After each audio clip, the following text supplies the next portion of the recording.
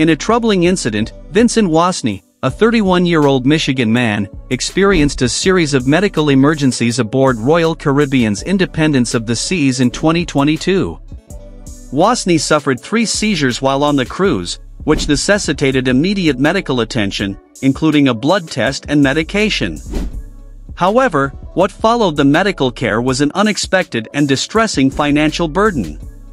According to Wasney, he does not recall the precise details of the seizures due to their severity, but he vividly remembers the hefty medical bill he received.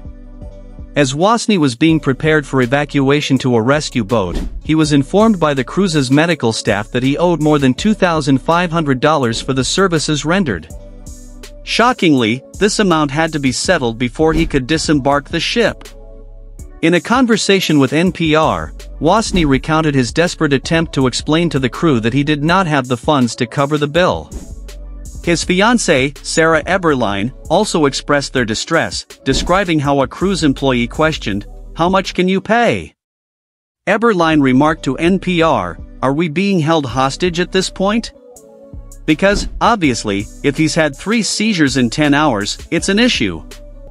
Faced with no other options, the couple was forced to empty their bank accounts and max out a credit card to cover the cost.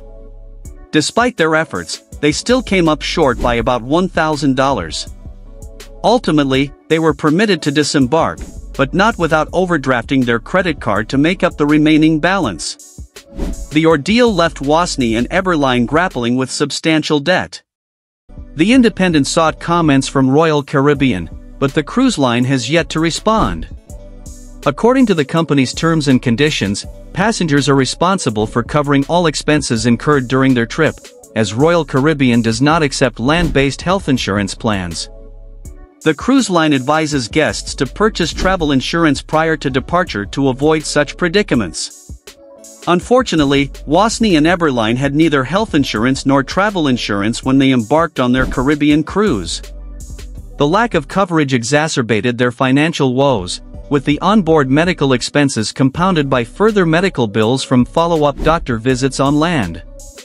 In an effort to manage the mounting costs, the couple turned to GoFundMe, where they successfully raised $2,690 to help alleviate their financial burden.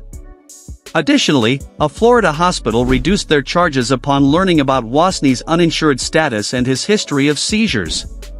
This incident highlights the broader issue of medical debt in the United States. According to the Kaiser Family Foundation, approximately 14 million Americans, or 6% of the adult population, owe over $1,000 in medical debt, amounting to a collective $220 billion. Furthermore, the CDC reported that in the previous year, 8.4% of Americans lacked health insurance, underscoring the precarious nature of healthcare access and financial stability for many individuals.